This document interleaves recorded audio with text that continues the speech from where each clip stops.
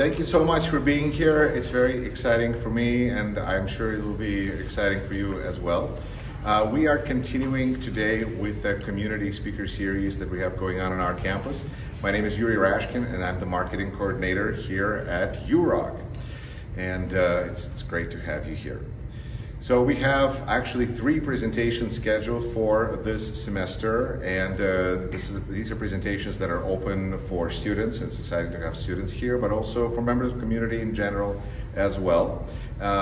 Today we have speakers that I will talk about in a second, and then in just a couple of weeks we're going to have our presentation for the month of March.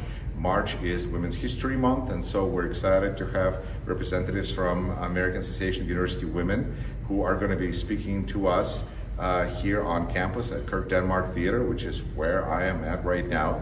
And then in April, we're going to have, let's see, so March 16th is going to be AAUW. And then on April 20th, we're going to have our representatives from Diversity Action Team, because April is Diversity Month. So we're going to have representatives from Diversity Action Team, and hope that you will come out and check out these presentations as well. But today, I am thrilled to have with us 2 sisters, Regina Hendrix and Michelle Hendrix Nora, who are educators from Beloit area. Miss Hendrix Nora is principal. At McNeil Intermediate School. It's exciting to have her. And Regina Hendrix runs Help Yourself programs at Beloit College, and they are here today to talk. And she's also a coach and a very involved person, and it's just, long list, long resume, such accomplished individuals. It's exciting. And they will talk to us today about both higher education in communities of color, but also about their passion, and I think something that's very important for us today, HBCUs, which are historically Black colleges and universities. So let's give them welcome, and thank you.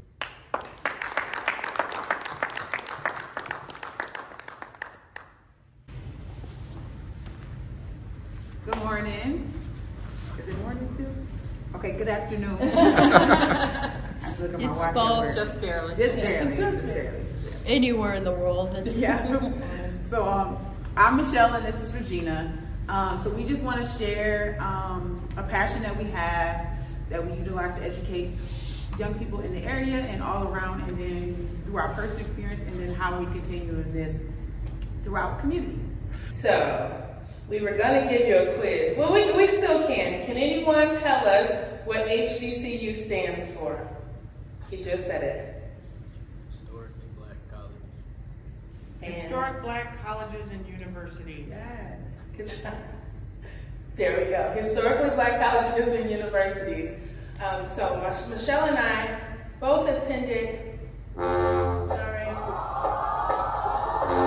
Both attended HBCUs. I am a graduate of Xavier University of Louisiana that is located in New Orleans, Louisiana. I am Michelle Hendrix Nora, a proud graduate of Hampton University, our home by the sea, with a bachelor's degree actually in architecture. So I'm an HBCU graduate too as well. I didn't mention that I have a degree in biology and pre-med. She's got a degree in architecture. We're educators. You can't take, no one can take your education from you, whatever you decide to do. That's us. So we both graduated, we grew up in Beloit, graduated from Beloit Memorial High School, and then went on to our respective HBCUs. We were gone almost 10 years each, and then decided, we were exploring, doing other things, then decided to come back to the area to give back. There was something pulling me, I know for sure, pulling me back home, and I wasn't sure what it was. And I got a call from our elementary school principal asking if I could come home to help sub, work in education. I'm like, education? I had gone to optometry school. I was going to become a music therapist at one point. Just so many things. I have so many interests. But education is what stuck and what feels right for me. So I moved back home, then Michelle came back home, and we've been a force ever since. So we talk about historically black colleges and universities and when they were established and where they were established. So these are the three initial historically black colleges and universities. First two in Pennsylvania, the third one Wilberforce in Ohio. Actually, we've been to Wilberforce in Ohio. We haven't been to the first two yet. But this was the start prior to the Civil War. You look at the dates in the 1800s. Oh. However, most were established after the Civil War. By 1902, we already had 85 HBCUs been established, and right now we're at 100. So the longevity of HBCUs have been there a long time. Like, we have history and what they've been. We hasn't been any really new ones in a long time. And it was really land granted from different people, of course, who didn't want to educate us, so we weren't able to be educated anywhere else. Fun fact is, most HBCUs were founded by Caucasians. So that's an interesting fact of that too. There are over 100, and of course they're in the South and up the East Coast. So South and up the East Coast, up to DC, Delaware, Pennsylvania, that area up there. We have a few in the Midwest, not many. One of the first ones, Wilberforce, was in Ohio. We've got a few in Missouri.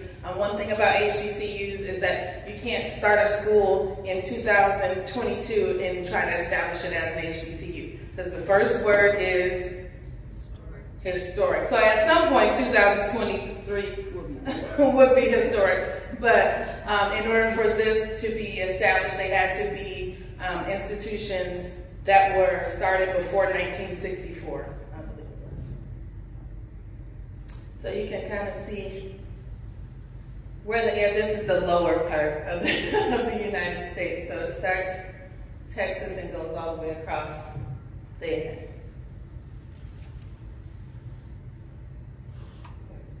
So we're going to share a short video clip. Pay attention, the educator, teacher, and me, we're going to have to share out afterwards. Just give you a brief history of HBCUs in a fun, interesting way. So we're going to share this clip.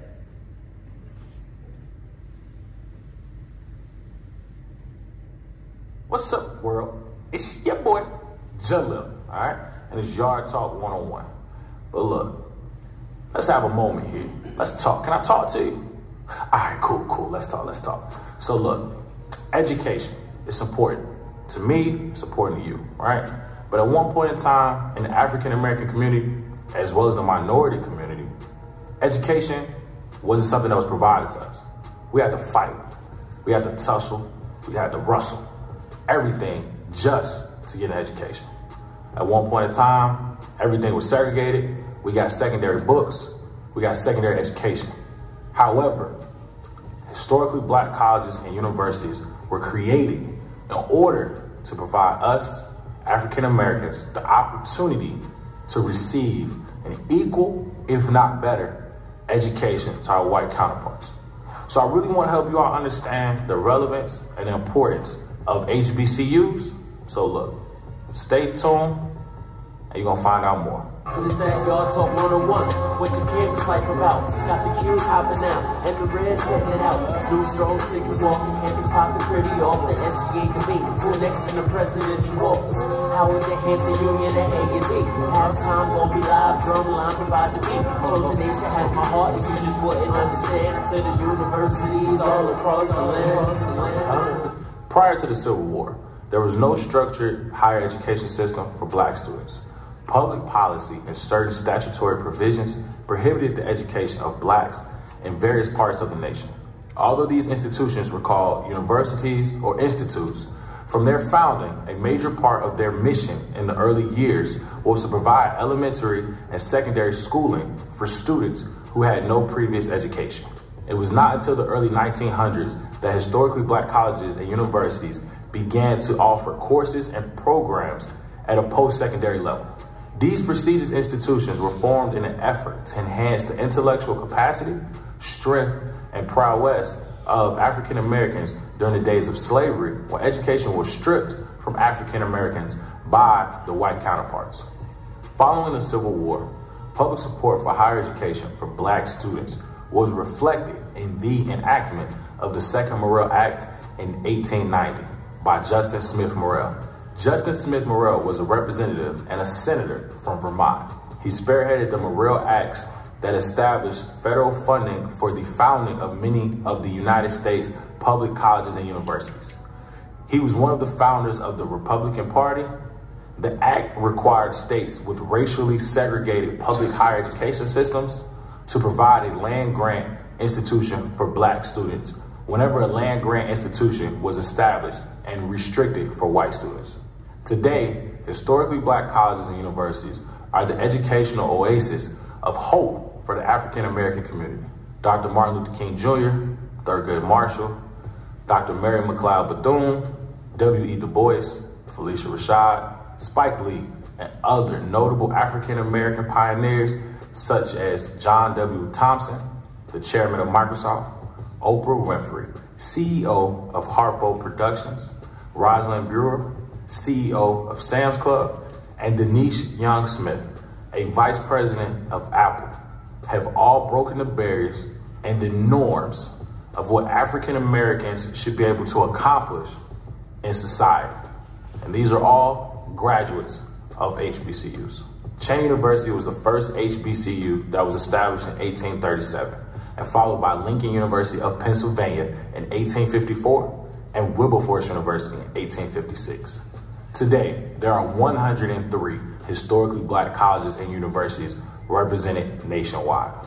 HBCUs are responsible for producing 18% of all engineering degrees earned by African American students, 31% of all biological science degrees earned by African American students, 31% of all mathematic degrees earned by African American students, 21% of all business and management degrees earned by African American students, 42% of all agricultural science degrees earned by African American students, and 17% of all health profession degrees earned by African American students.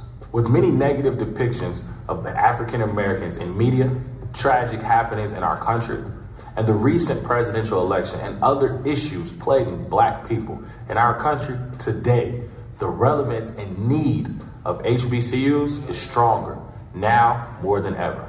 The true connections developed at an HBCU, the opportunities to grow, and the overall impact that an HBCU has for members of the African American community is why HBCUs are needed today.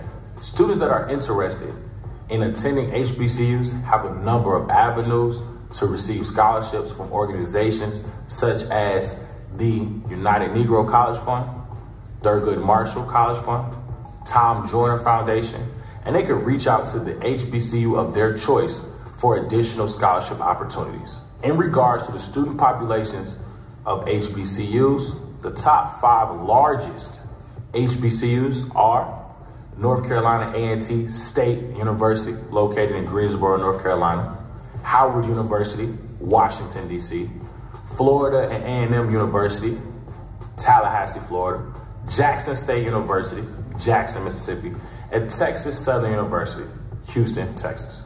Now that you have a better understanding of historically black colleges and universities, I challenge you all to find out more, to understand the relevance, because today, people are questioning the importance of HBCUs. And by now, we all know that that is not right and that HBCUs are relevant, all right? And to get the latest scoop of the yard, all right, check us out.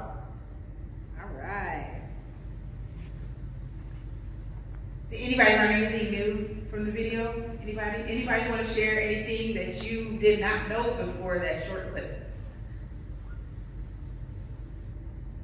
I feel like you want to say something. So, go ahead, Frank. The land grants. Land grant, yes. That was good. The one that's in Florida, I think I've drove past it before. Florida A&M. So I thought that was kind of cool. Yeah, it's huge. Go ahead. All the percentages that was shown, I ain't know they produced that. Right. From only like 100 colleges. Like how many? I don't even know the. Yeah, we're about HBCUs make up about 3% of all colleges and universities. And those numbers are even higher now. This was 2015, 2016. So we have updated numbers toward the end. So he talked a lot about the experience for HBCUs. So get to know a little bit more about it. You guys are here to learn a little bit more about it. So you instant coming in, so we appreciate that. But the overall experience with the education, of course, we're there for higher learning. Okay, we're there for education, higher learning. I will say I've had my most diverse teachers when I went to Hampton University. I had maybe 4 minority teachers, my matriculation through Beloit, and I got there and I had them from all over. But the most important part that I didn't have, or really didn't have, is like African American males teaching me, and not just having other positions or doing anything else. So that was very important, and for young men to see that. So I mean, I've had mentors. I had this Barbara Hickman in Beloit for years. That was our principal. So I've had women to look up to, but when you talk about the educational experience real quick, I remember somebody was like, what? I was like, it was a culture shock for me, even as an African-American person, because I would go and I'd be like, oh wait, it's 7 black boys in the library studying? Like, what? I've never seen that before here. Like, we had been in study groups, it was just the girls and, other people like that, but it was a real culture shock coming from Beloit to there, but it was a really good educational experience to know that we can support each other in those endeavors. And piggybacking off of that, we didn't have the title, but I graduated first in my class in 1998. I thought that was a really big deal. Then I got to Xavier, and everybody was first in academics. I was like, oh. So it humbles you a little bit. I did well, but it's like she was talking about a culture shock. For me, it was like an educational shock, because I was so used to being the top, the one, and I was like one of many, which was great to see, because iron sharpens iron. So like she said, we're in the library, we're studying. I'll talk about some of my classmates that did just that in the library. But just to see all of that with their classmates, a lot of times we were taking honor classes at Beloit Memorial, and it's changed in the last years. But a lot of times we were the only ones of color, and there weren't many males, but the only ones of color in our honors classes and our AP classes, things like that, was us and our friend group. So then when we got to school, and there was a full auditorium bigger than this, full of scholars that looked like me, that was so inspiring. So I just wanted to add that. Sports, of course, we have opportunities for sports at HBCUs, just like other institutions, from D1 down to D3, so just different things like Hampton has a lacrosse team, they have a sailing team. Hampton has one of the only HBCUs with like aviation program. So we have different options in there too. So some people don't believe that there's a variety of different options in sports, but we have that too. The family atmosphere, we always laugh and tell people, okay, when we help young people decide where you want to school, do you want to be known by your social or ID number, or do you want the teacher to call you when you don't come to class that morning? My oldest son is a freshman in college. He goes to HBCU, Philander Smith in Arkansas. And we got there, we have a connection through a mutual friend to meet the president. And he's like, let me get your cell phone number. And I was like, okay.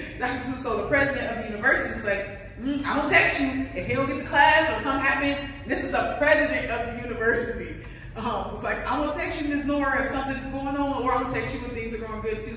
But just that family connection. And we always talk about, in the dorms, we have like dorm mothers, and you have like curfews at a HBCUs. So dorm mothers, a lot of us come from the north, the west, and the north to go down there, so we don't have families, can't really go home for Thanksgiving. We just didn't have the means to do that. A lot of people, they come on in, baby, we'll cook for you. They'll connect you. They'll make sure you're in at night. They'll make sure you're in by curfew. They'll make sure they have you call your mama to check in. Like just that thing to kind of check in with them to make you feel like you a part, or it's almost like everybody there's your distant cousin. Like, hey, cuz, like we don't really know each other, and then you connect with the people from your region. So it's that really good experience for family. You gonna say something? Yeah, it was because you said check in with your mother. I have a funny story about that. So I went to school in 1998 in New Orleans, Louisiana. At that time, it was one of the most dangerous cities in the United States. And my parents, she was already in school, so I was the baby, so this was going to be empty nesting for them. So they dropped me off, took off, but my mom, she's a little worrywart. To me, I was fine. I knew where I was the whole time. I told her I was going to call her, and I forgot to call her, and she called the New Orleans Police Department and tried to report me missing, and they said, ma'am, she's in college. She's 18 down there. How long has she been missing? She said, a few hours. I think they laughed at her, but I remember my dorm mother, so I went to Xavier University. It's a Catholic school. I'm not Catholic, so that's one thing. It's like it's open to anyone. But there are nuns on campus. There was like a convent there, and they lived there. So we had curfew big time. Freshman year, and our dorm mother, Miss Wilson, we didn't like her then. She's like, get on in here, you're like fussing. But then, when I had to tell her that my mom called the police on me and things like that, that was so bad. But she fussed at me, because as a mother, it's like you have to realize that you're thousands of miles away from home. You're just out here living your best life, but your mom doesn't know that we didn't have cell phones. I did not have a cell phone my freshman year of college. Can you believe that? So now they've got, it's no excuse now to check in, but that was funny, because they really wrap you in their arms, so you don't feel like you're away from home at all. Different opportunities. We have young people who study abroad, came up with their own extracurricular activities and clubs and groups.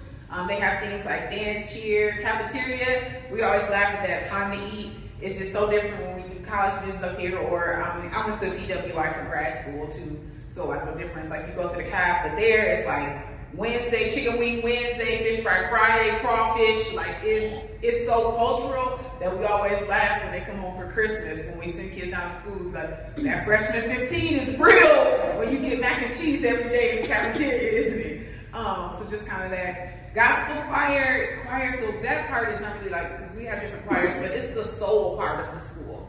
Like it's the spirit and soul. Like you could be on the yard, which is the campus, we call it the yard. So you could be on the yard, you could be at a football game, you could have the band playing.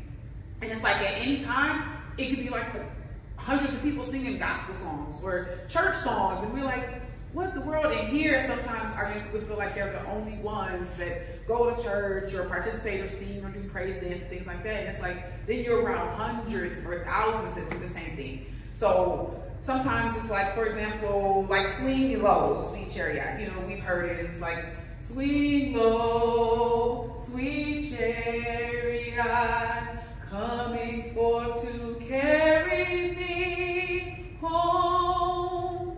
Which is nice. But at an HBCU, you might hear, swing low, sweet chariot, coming forth to carry me home.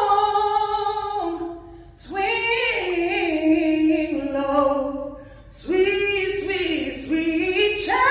chariot, coming forth to carry me home, yeah.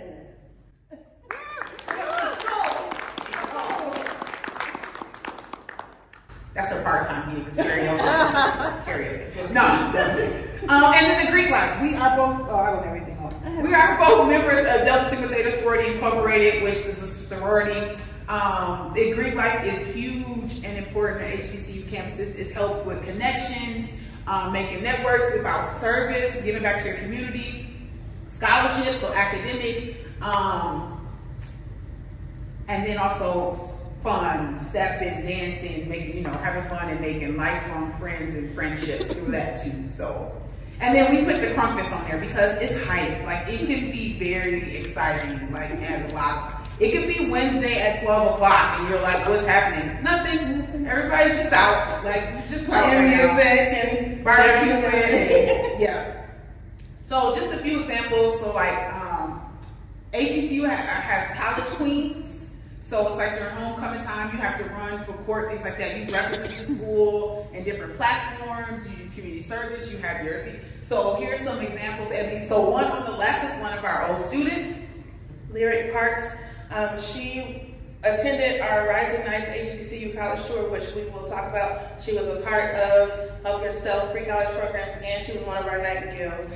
So we were so proud when she was crowned Miss Lane College.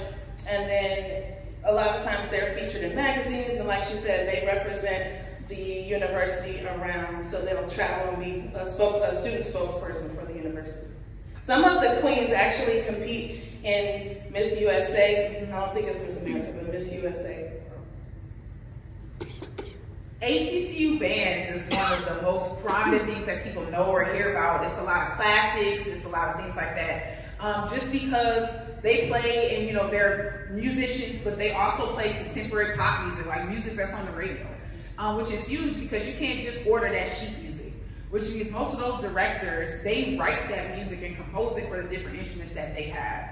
And so that's also an opportunity to get scholarships and to go and to dance, just because we are the dance coaches at the high school, been there for a while. So we have had young people go and get dance scholarships to school too as well. It's a different style of dance, like majorette, right? You pointed on right there. She's one of ours too. She's a graduate of Talladega College, and so she was a nightingale, dance, step band, cheer. She was also a member of Help Yourself, and she attended our Rising Nights HBCU college tour. So we love to see our students getting involved and using their talents when they can. Student organizations, of course, so this was same thing. Part of our tour, Uniqua Quillins, she went to North Carolina A&T, which they were talking about one of the largest HBCUs in North Carolina.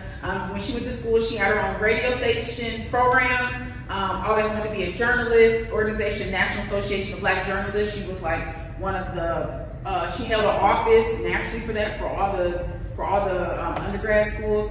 One organization, she has moved on to be like a TV producer, and she just have a lot of accomplishments. Born and raised from Beloit, and she just started a scholarship for students who want to go on to HBCUs in the Beloit area. So just some photos of students being able to. She started Travel Abroad. He does broadcasting. She started like a fashion show. She makes clothes and designs clothes now. So just being able to have some of those other opportunities. We also talked about sororities and fraternities being huge in people's lives, HBCUs. So just again, some past graduates that we've had that went on our tour, that went on to pledge in sororities and fraternities. We talked about that. There was just some more. So here's one actually that just came back. She's a recent graduate of Alabama State, and she actually works for me at McNeil. So that's exciting. She's my music teacher. Now, so we try to tell them to go out to experience, but we also want some of them to start coming back home because we need them here. And if we have enough time to help support, to train them there, that we say, y'all, we can't do this forever. Like, we gonna do it as long as we can, but our job is to get back to also help people behind us to do the same thing. So that's part of our journey too, which we learned at school. Like, I remember one of my classes was like community service and something else, and we would go twice a week to a community center and learn how to plan events, organize things. Like, that was literally one of the classes we had in school, and we had to have public service hours for a graduation requirement and through our sorority organization. So those are the things that we continue to do, that we try to teach our young people even through high school that go through college now. So they talked about some of the top HBCUs already, so you won't put that up there, because Xavier is, Xavier B. Let me see where we are this year. So tuition and enrollment varies just like other schools. And the thing that gets us is out-of-state tuition for those of us who are not in the mid, like as a mother with a child in college and another senior, that out-of-state tuition makes a huge difference, but it's still so much cheaper than maybe UW-Madison, than your Edgewoods, like it's Beloit College. And so so these are viable options. That's one of the largest ones too. So we do talk to our young people like, they're options. We can get you there. We only a car ride or a plane away. Like that's not a barrier. Tuskegee is one of my favorite campuses. How many campuses have we been to? Out of 100, I think we're at 54. HBCUs, we've been to more, yeah. Now Morehouse College is an all-male HBCU. That's her alma mater at number 4. And then That's my alma mater that beat her alma this year. So, for example, Hampton and Xavier are private institutions, so they do have private institutions and then public institutions too as well. And then Spelman, I'm sure is number 1. Spelman is all-female college. It shares a campus with Clark Atlanta and Morehouse, so they're all just kind of clustered together, all together. So the tuition varies, the enrollment varies, just like you would have a conversation with a young person on what kind of class size would you like? Well, you know, what kind of city would you like to go to? Because New Orleans is way different than Talladega, Wilberforce, like it's very different. Even my son is at a school where the population is probably 1,000 or so for the whole college, for Philander Smith, but I have a current senior too, who the school he wanted to go to was larger than. He wanted to go to Virginia, so like just kind of varies in that too as well. But it fits them. Like I can picture them. Like the campus he went to, I'm like, yep. And the campus the other was going to, he's a little more social butterfly. I'm like, yep, that fits them. But it's the same thing, but they have to feel it when they get on campus. Like you have to feel that this is right for you because it's not for everybody. Some people can't take that, and they have to do what's right for them. So we have a couple of myth busters for HBCU that we wanna. And we hear lots of things about HBCUs. One, and you heard in the video that people are saying that HBCUs are no longer relevant, they're no longer needed, but they will always be relevant, especially to us, especially to people of color, especially to Black students. So HBCUs continue to serve a higher proportion of low-income Black students than other colleges and universities, which that makes them important in and of itself, because we're already at a disadvantage, disproportionately served. So we want to make sure that we're having those opportunities for our students to be educated. HBCUs discriminate against white students. No, just want to share. So we had a young lady raised by her grandma from Memphis, and we worked with her. Struggled a little bit through high school, maybe got like 14, 15 on the ACT. It's like, I'll never go to college. I can't do this. Her mom was murdered when she was like 6, 7 months old. And we was like, yes, you can. She was getting, you know, denial letters from all around here, and we was like, are you willing to go somewhere else? You know, and she actually went to Talladega College. That was one of the dancers. She got a dance scholarship. She graduated, got a bachelor's degree, and she did so much better in college. She just needed to believe in herself and had to be at a campus where they believed and put into her too as well. Like she just needed to do that. And so a lot of times we see our young people, especially like our low-income African-American students around here, they don't get into these schools around here. And it's not that they can't be successful or they don't do well at the high school, but then you put them in a different atmosphere and they prosper and do well at these institutions. Right. But they give us the opportunity to get accepted. Like they need that first step to even get admitted into a school, and that's a positive thing that they offer. And so another myth is that HBCUs discriminate against white students, and that is just not true. HBCUs are open to all students, just like any other institution. Of course, there are majority African Americans at each campus, just because of the nature of its founding, but that is not true at all. Another myth is that HBCUs provide an inferior education. You're looking at 2 examples right here. We can fill this room with names of HBCU graduates who have done amazing things, who have learned so many things and at their institutions. So HBCUs provide a better educational experience overall for their students than comparable non-HBCUs. And many top companies, and we're learning more and more now, are recruiting heavily from HBCUs. So they'll seek out HBCUs to get their graduates to work for them. And then HBCUs receive enough funding. That is a myth.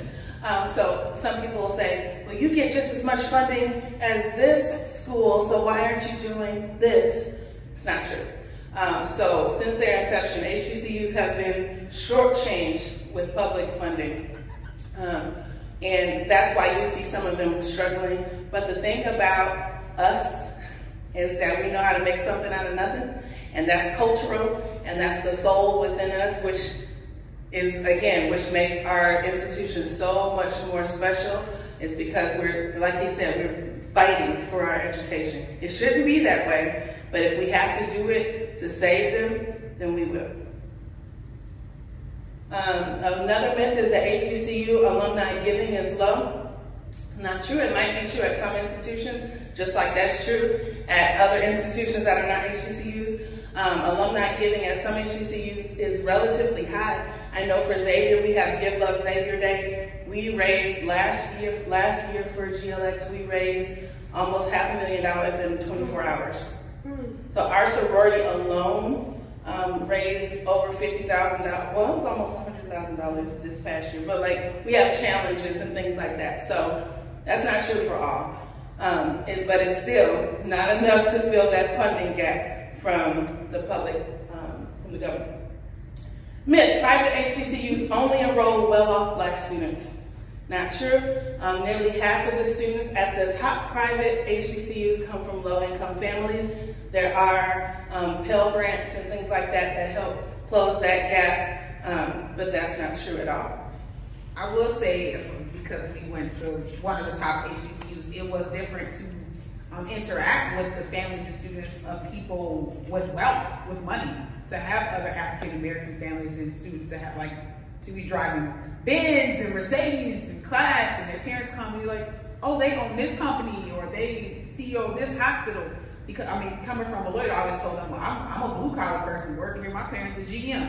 Like, you know, I'm blue collar, but it was an awesome experience to be able to interact and make those connections with people who you don't necessarily see, or we don't see that, or when we see it, people assume that they get it from means that's not appropriate for money. Like with celebrities, children, and things like that we went to school with. So there are some, but that's not the case for all.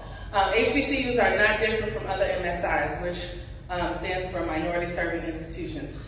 That's not true. Not all MSIs are created equal. So you have like Hispanic serving institutions. You've got institutions that are predominantly Black institution, PBIs. That's not an HBCU because there's a distinction between those institutions. But HBCUs have a historic distinction, like I said. HBCUs are party schools. What college have you gone to that there isn't a party? Right? So I'm not saying that it's all, even at Xavier with the nuns in the convent, it was partying. But we are focused on academic excellence, and that's a top priority.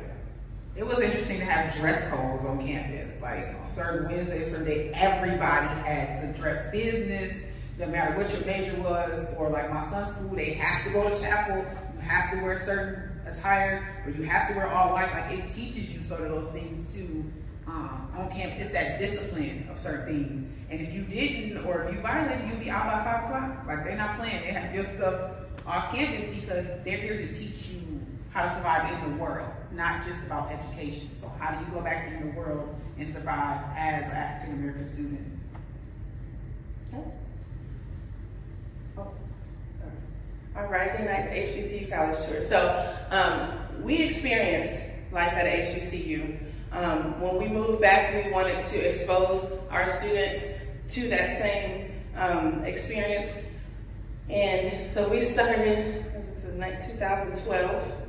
In 2012, we did our first Rising Nights HBCU College Tour. And like she said, we visited over 50 of the 100, so now we're over the halfway mark. We've got to get to them all at some point before we retire. But we started back in the 1980s, Minority Excellence Organization and Help Yourself programs were some of the leading organizations at Beloit Memorial.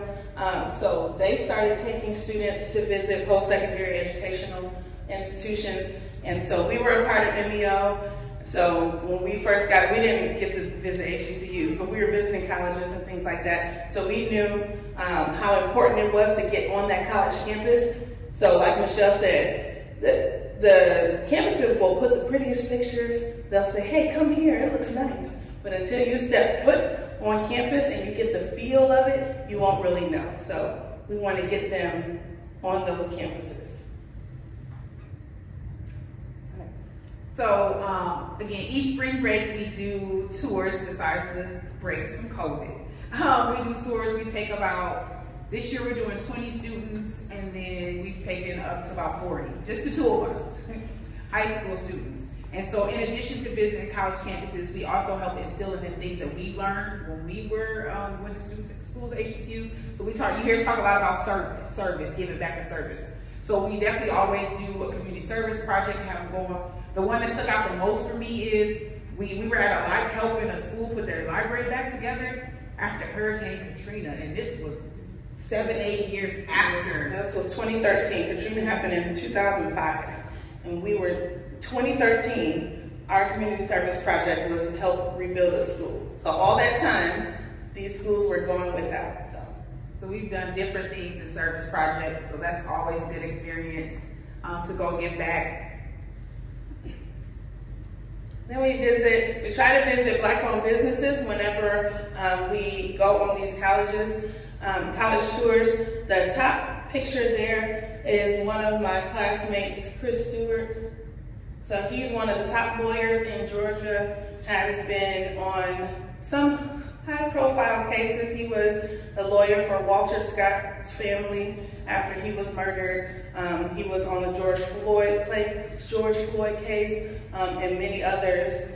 So just want to get them in the mindset of success, seeing that right in front of their face, seeing that you can do it if you put your mind to it, and having them pour into them as well. And they're HBCU graduates. HBCU graduates. The different culture experiences. We can't go to the South or to the East Coast and not allow the students to have different culture experiences that we talk about or they read about when we hear here in school or in our community. And so the most impactful one, of course, for us in the middle is the Selma Bridge.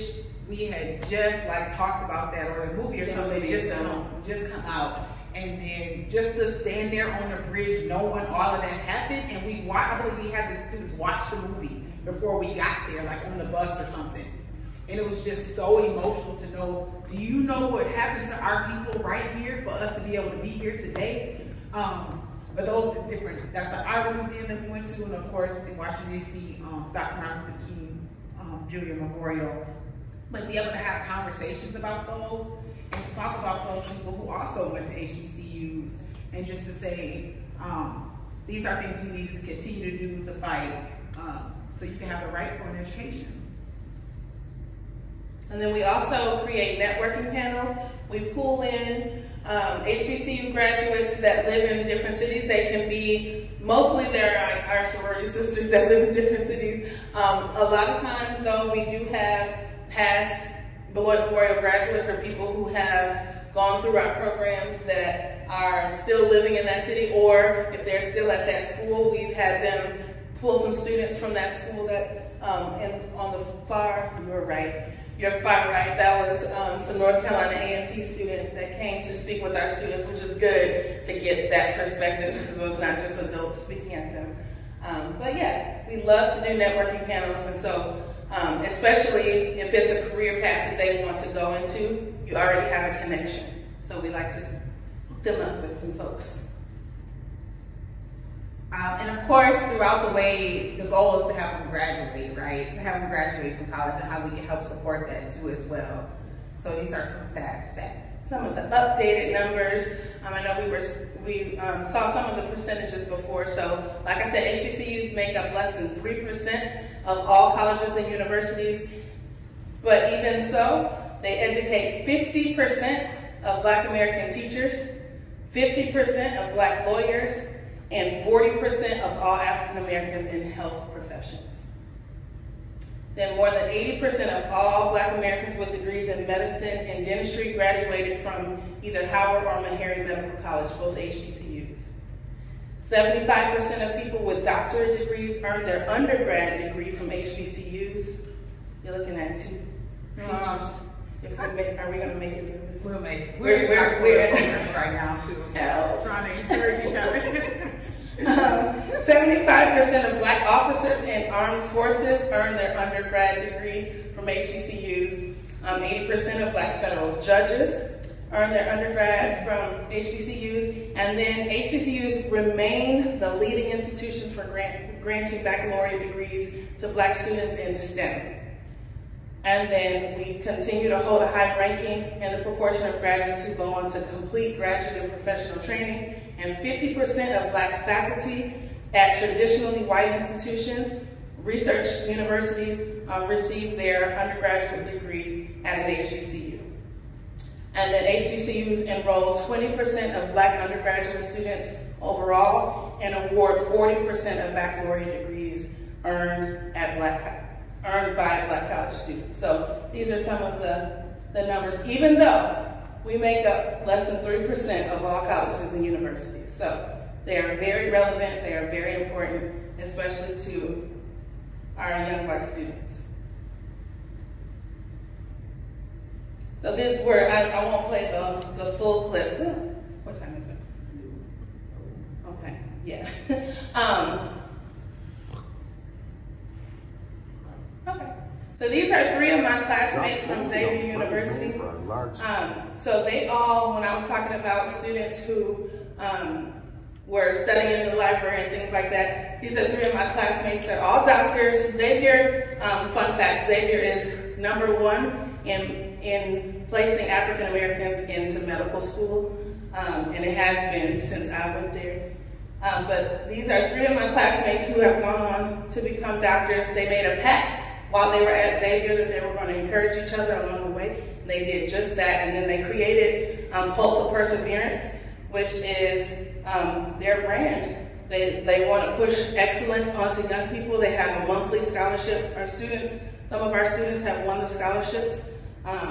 But I just love what they're doing. I just love what they're doing.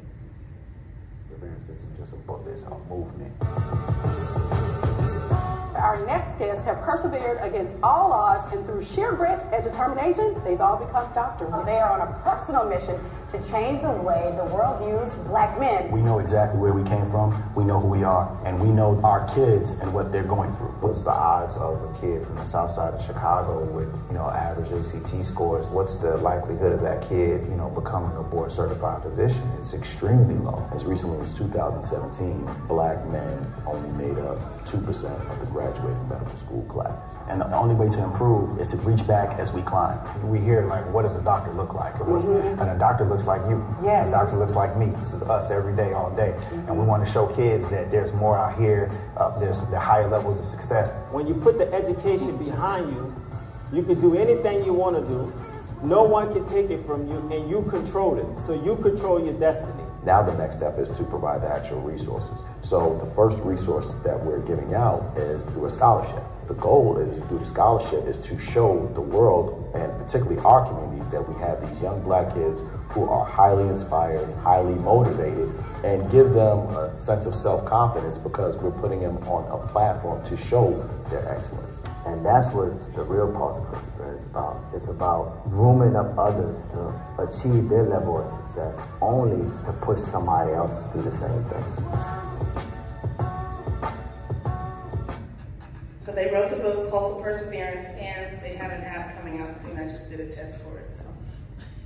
But it will help link high school students to professionals in all types of professions to help link them as a networking tool. So it's going to be awesome. The powerful thing about me, and I did this with my staff too, I put this picture up to the left and was like, what do you think they do for a living? I have my staff thought they were rappers, of course, just because how they dress. And I have my sons wear their shirts too because my sons wear chains, they have dreads, they wear Jordans. I said, nobody knew you got a 3.9 GPA, that you basketball captain or whatever. But it doesn't matter how you look, they're still doctors at the end of the day. Like, you can still wear this, you can still be this, but we need to change the narrative of the perception that we have of people just because of the color of their skin, but what their future is going to be and what their outcomes can be. So I love that they do pictures like this all the time, and people don't really believe that they're doctors. That's you, O2. And then we just have some slides of notable HBCU graduates. We didn't put ourselves on here because that's kind of, no. Oh, should we say this? Samuel L. Jackson. Well, I know they mentioned Oprah Winfrey, Michael Strain, Kamala Harris. And they say, oh, you didn't recognize her. I hear people say, HBCUs, that's another myth I didn't put in. HBCUs won't prepare you for the real world. You can be vice president of the United States. You know, so and to that I ask, what's the real world? Because is that real world whitewashed, maybe? Because why isn't my real world feeling comfortable in my own skin for 4 years at least when I don't have to be a minority? So I go back at people when they say that, because what does the world look like, and what is the perception of what the world should be? It's going to prepare you for any world. I can go to space and be prepared because Xavier prepared me. So, and of course, Dr. Martin Luther King is a graduate. We like to throw this in here because a lot of people don't know this. Some of the famous singers go to HBCUs as well. So Gladys Knight. And then, I don't know if you want to. And then just some of our facts from our tour. So as of right now, 141 students have participated in these trips to date. 94% of them are enrolled in college, even if it's not an HBCU, because when we go there, some people say, oh, that's not for me. I want to stay close to home or something like that. But enrolled in college, that's our goal, wherever it is. Or are currently college bound. Of that 6% that did not or are not enrolled, the majority of them are pursuing dreams that didn't necessarily necessitate a college degree. So we have some in music, some are acting, doing military, dancing, things like that. And then the remaining students had circumstances that prevented them from going on to higher education. But nearly 50%, we love this fact, of our participants are first-time travelers. If nothing else, we want to expose them to life outside of this area. A lot of times our students have gone to Rockford, Janesville, Milwaukee maybe, Madison. But we have a lot of first-time flyers. We have people who have not been outside of our surrounding states. So that's exciting in and of itself. Or lose their parents. We were in the 3rd and 4th grade and we went to Washington, D.C. with Bird School to sing for a week without our parents. So to us, we're like, we've been out traveling without, so we want to be able to provide those opportunities to our young people in our area too as well that we had.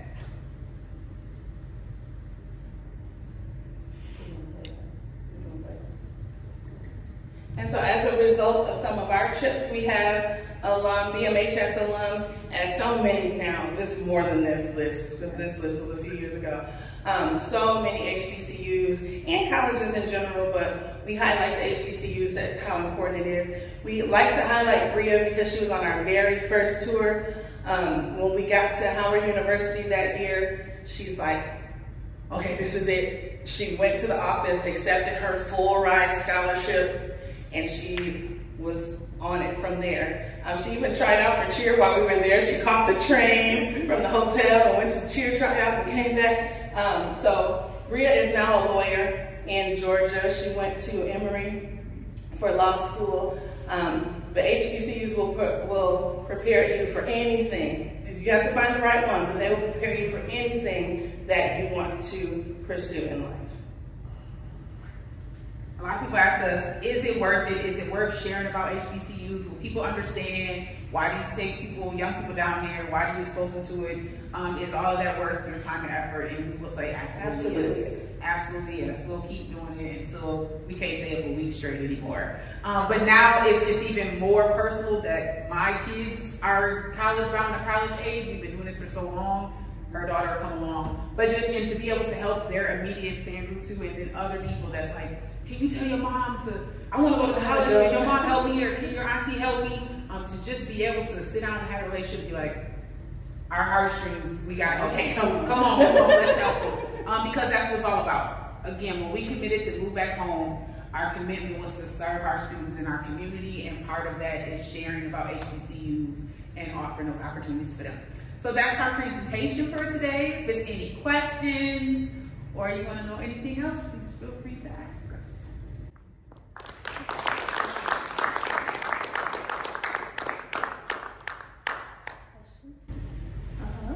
Okay, so what made you both choose the school that you chose, and like the city, the state, and like what factors played into it? Because like, again, y'all both are from Beloit. Like what kind of factored into your decision? Because when I was graduating high school, I went to predominantly white high school also, and like I'm at Whitewater right now, but when it came to applying for colleges, I kind of was just looking at schools that were like kind of big names, essentially. But ultimately, I decided on going to Whitewater. So what factored into your decisions? You want to go first? Yeah. Okay, so I was the same way. I was an architecture major. I had all my class with, it was Michelle and like all the white boys. And so they were applying to all of these schools, Georgia Tech, Twin Cities, Milwaukee, Madison. So I was just trying to apply to beat them. Like they were like, I got this scholarship, so I was like, I can get it too. So I literally was doing that just to compete with them to get the same thing. So I got into Minnesota, Twin Cities. It was March, April. We went for a visit. I get up there with my parents, full ride scholarship. It was March because it was still cold. It was cold, and the lady said, you have underground tunnels to get to class. I looked at my parents and was like, I'm not coming here. Senior year, I had no other options. I was like, I'm not doing this. No. Went back, I just declined it. Went back to school, was like, I'm not going to college. I'm not going. We're first generation college students. So my parents didn't know. They was like, what? So I went back and was like, I'm not going. A friend from church that we graduated with, 2 years older than me, who went to Mississippi Valley, came home for spring break, was home and was like, Michelle, you going to Hampton. Where is that? Here's the application. Type it, submit it. I know somebody there. They have architecture. That's mid-April. Just from him telling me that. I typed it, I turned it in, got admitted in May, visited in June. My parents dropped me off in August, never to turn back again. Best decision he could have ever told me to do. I just trust somebody that I knew I couldn't do that. I was tired. I was tired of being the only girl. I was tired of being the only black person in my classes. And then the snow didn't help. So I was like, I'm not doing it. So that's my story. And our parents, they didn't know. They didn't know how to get us to school, what to fill out, what a scholarship was. They didn't know any of that information. So as the older sibling, hopefully we would have learned from the younger sibling. So for me, we had seen, their class, a few of them had gone on to HBCU, so I knew I wanted to go to an HBCU. I just didn't know which one. At the time, my counselors were like, you're smart, you should be a doctor. And I said, okay. This is me being a doctor. I'm smart, I'm going to be a doctor. Didn't want to be a doctor, but I did it. So I looked through Jet Magazine, I'm aging myself. Jet Magazine, and there was a list of HBCUs, Xavier University, #1 in placing African Americans in med school. I said, I want to be a doctor. I want to go to an HBCU. That's the one. I applied in July. I had my application ready. I think it was like it opened August 1st, so I had it ready in July, submitted it that first couple days. I knew where I was going before, school had just started. My senior year had just started. I was admitted with a full ride. So I just kept applying for scholarships, but I was like, okay, so thanks for paving the way. We had totally opposite experiences, but we both are there. And even though, so she stayed the whole time as architecture, I stayed the whole time as bio pre-med, but clearly we switched our career paths, but our majors still were the same. Any other question? But you don't know what you don't know. I guess I say that. You don't know what you don't know. Like we didn't know what we didn't know.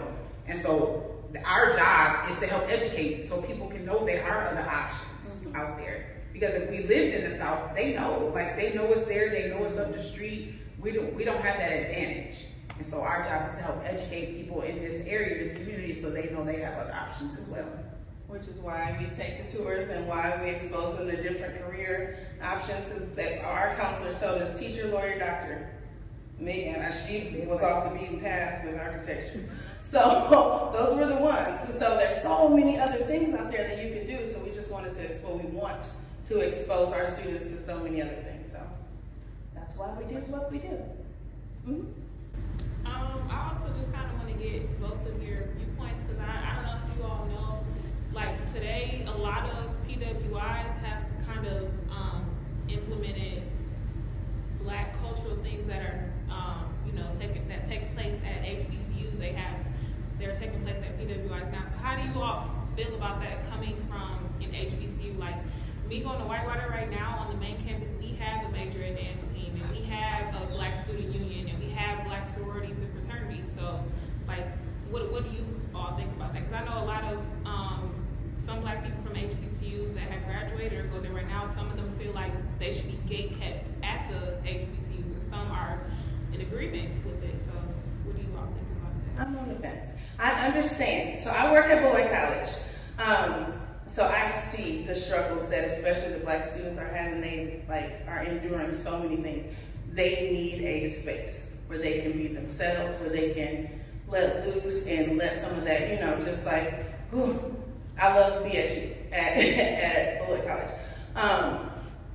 I also understand where people are coming from. It's like, okay, it's a cultural thing. You can't take everything. It's like, but the thing is, they'll never be able to. I saw a post not too long ago. Our godbrother graduated from Whitewater, and he made a post. It's like, Whitewater is the HBCU of the Midwest. Yeah, they say that right now. That's not a thing. That's not a thing. It's great that they have those opportunities for a certain thing, and it's wonderful that they have, they have most of the Divine Nine at Whitewater. Some of our students have gone to Whitewater and pledged at Whitewater and things like that. It's not an HBCU.